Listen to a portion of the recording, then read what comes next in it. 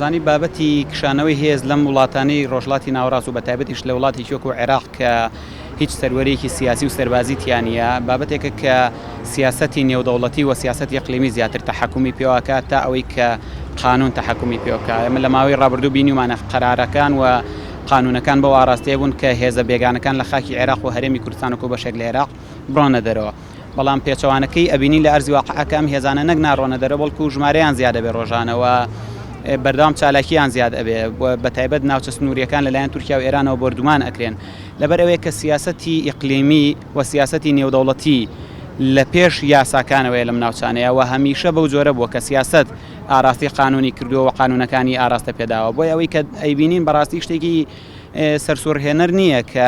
بڕیارێک هەبێ بۆ کشانەوەی هێزەکان بەڵام هێزەکان نەکشێنەوە لەبەر ئەوەی کە ئەو لایەنانی بڕیاری کشانەوەی هێزەکان ئەدەن لە ئەسڵا بۆ خۆیان لە پشتی بڕیارەکانەوە کۆمەڵێک چاوبەست و کۆمەڵێک یاری سیاسی هەیە کە نایانەوێت زۆرێک لە کۆمەلگای نێودەوڵەتی لی تێبگا بۆیە کاتێک کە بڕیارێکە درێ لە پێناو جێبەجێکردنی بڕیارەکەیان نییە تەنها لە پێناوەیە کە سەرنج لەسەر کۆمەڵی بابەتی کە دوور بخرێتەوە ئەگەینا لە پێناو جێبەجەکردنی بڕیارەکە وایە بڕیارمانەیە هەم لە عێراق هەم لەلایەن ئەمریکاوە کە هێزەکان بکشێنەوە بەڵام لە ئەرزی واقع ئامە نابینین و بیانویان هەیە ئەو ناجێگیریە ئەمنیەی کە لە وڵاتانی ئەم ناوچەیە و بەتایبەت لە عێراق ئابینێ بیانوویەکی سەرەکیە بۆ مێزانەکە نەکشێنەوە زانی ئەگەر بێت و ئیستیقراری ئەمنی لەم وڵاتانەیە دروست ببێت ئەم هێزانەی ئیشێکیان نامێنێ و ئەبێ ماڵەوای بکەن بۆیە لە ئەسڵامان نایانەوەی ئیستیقراری ئەمنی دروست بێت لە پێناومانەوەی خۆیانە. تورکیا وازحە کە ئامانجی تورکیا لە بردومانەکان لە چالەشەکانی هەم لە باشووری کوردستان و هەم لە تەنانەت ڕۆژئاوای کوردستانیش کە لە ماوەی ڕابردووە ئێمە پرۆسەی سەربازیم تورکیامان بینەوە لە ناوخاکی ڕۆژئاوای کوردستان پاراستنی تورکیایە لەو سنوورەی کە ئێستا هەیەی واتە شەڕی تورکیا باتە دەرەوەی خاکی تورکیا واتە ئەوەی کە ئێمە ئەیبینین لە دوای 2023 لە عێراقا شەڕی عێراق لە ڕاستەخۆ لە ناو خاکی عێراقایەوە ئەبینین کە بە تەواوی خاکی عێراق وێران بووە بەڵام ئێستا نەک تورکیا حتا ئەمریکا شەڕی خۆی لە دەروی خاکی خۆیەکە لە دەروی سنوورەکانی خۆیەکە بۆیە تورکیا وەکو یەکێک لە هێزە سەرەکیەکانی ناتۆ وەکو هێزێک لە ناوچەکەیە ئەوە بەخۆی ڕەوا ئەبینێت کە چالاکی سەربازی لەم ناوچەیە بکە بۆی کە بڵێت من لێرەیە بوونم هەیە بەڵام ئەوەی کە تورکیا بێ بڵێ من هەر سەربازێکم لە شوێنەکە گیان لە دەستباوە خاکی منە بەو جۆرە نییە و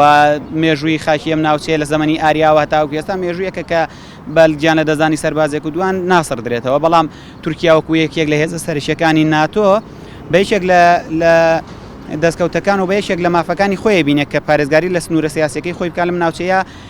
سنوورە سیاسیە هەژمونونەکەی باڵێن جیاواز لەو سنوورە سیاسی کە لەسەر جوگرافیا هەیەی ئێمە ئازانین کە سنوورێکی جوگرافیمانەیە لەسەر نەخشە بەڵام سنوورێکی هەژمونمانەیە کە زۆر زیاترە لەو سنوورەی کە لەسەر نەخشەیە بۆی کێشراو و تورکیا خۆی بە بەشێک لە دەسەڵاتدارە بینە لە خاکی عێراقا بەگشتی. بەخێر بێن سەر چاوان بێگومانەوە واقعەتی دەوڵەتی شۆڤینیزمی تورکە واقعەتی ئەردۆغان و حیزبەکەی ئاکپارتیە کە ئەوان هێشتا هەرخەون بە دەوڵەتی عوسمانی و سەردەمی دەوڵەتی عوسمانیەوە بینن کە حکومڕانی زۆربەی ناوچەکانی ڕۆژهەڵاتی ناوەڕاستیان کردو ئەوە لە هەمان کاتە ئەمانە دەوڵەتیانێکی زلهێز بوون و حکومڕانێکی دیکتاتۆر و با بڵێن مرۆڤکوژ و دڕندە بوون و نەتەوەکانی کە وەکو نەتەوە نابینن بەڵکو ئەوان پیان وایە کە نەتەوەی سەردەستی تورک هەموو شتێکەوە هیچ میلەتێکیکە هیچ گەلانیشکە لەم ناوەیە مافی ژیان و مافی ئازادەکان و مافی بوونیان نییە ئەوان باشووری کوردستان بەشێک لە دەوڵەتی کۆنی دەوڵەتی عوسمانیە بینەوە و هەروەها بوونی هێزەکانی پەکەکان کردوتە بیانوو بۆ هاتنە ناوەوە هێسێنان بۆ باشووری کوردستان بینیمان کە هێرشان کردە سەر چیای گارە و ڕۆژانە بردومانی ناوچەکانەکەن و هەڕەشا لە شنگارەکان بازدەواکەن کە ئەوان ئەگەر بێت و هێزەکانی کە سەر بە نزیکن لە پەکەکەەوە لە شنگار نەچن دەرەوە گویا پەلاماری ناوچەکدن و ئەوانیانەوە بکەنە بیانوو چونکە ئەو خەڵکانی کە لەوێن من پێم وایە کە ئەوانە خەڵکی ناوچەی شنگار خوارن و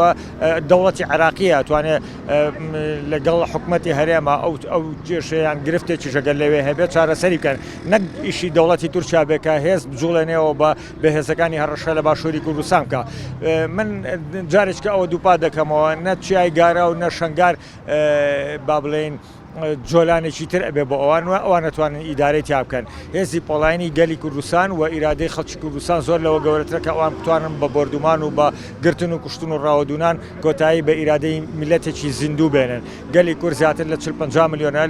لە وڵاتی خۆیان لەسەر خاچی خۆی بە ئازادانە خەریکی تێکۆشان و